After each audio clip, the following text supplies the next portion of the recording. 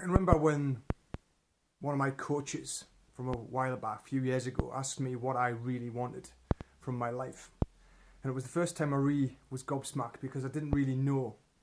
I couldn't really answer it. I knew, I wanted money to be able to travel, be able to spend time, with my family and friends and do things I really like, and have that kind of freedom. I knew that.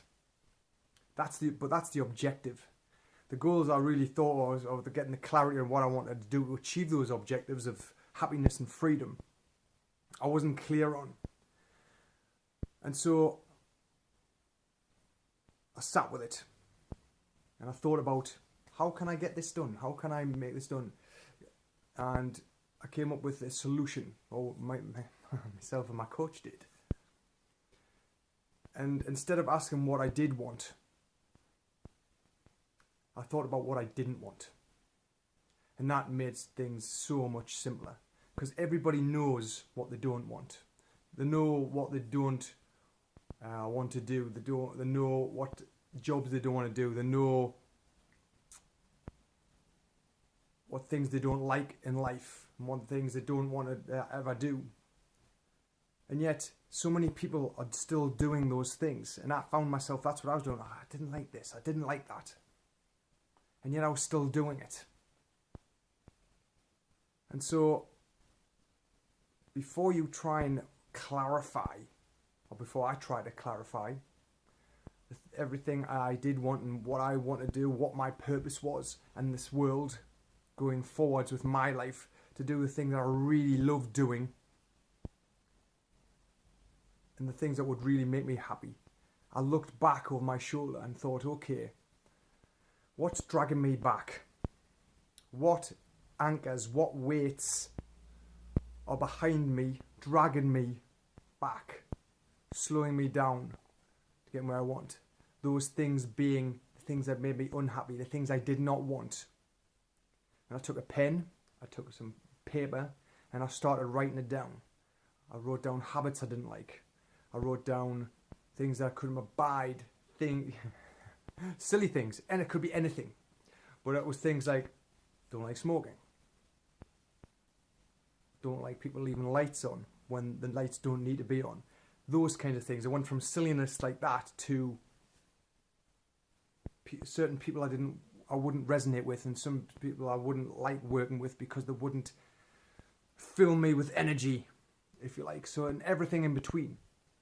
Every habit I didn't like, everything that would make me unhappy. And that's where I started moving forwards.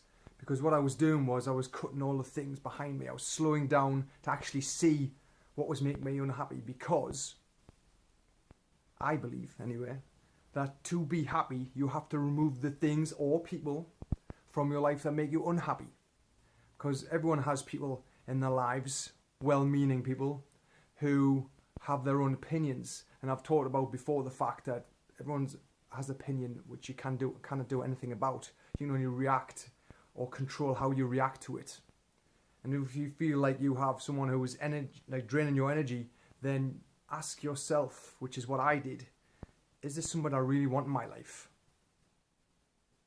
And I felt that once you take that step up, when you start resonating on a different frequency or a higher frequency, these people fall away anyway, or certain things fall away. Yes, you get tested, like I've said before, when people have said things, not gracious things, about me or to me on social media. You will always attract that when you start becoming who you are and know your purpose and start speaking out and showing up like I have. But you'll also find the people who you do resonate with and people who come forwards into your life, because I always believe that a teacher always appears when the student is ready.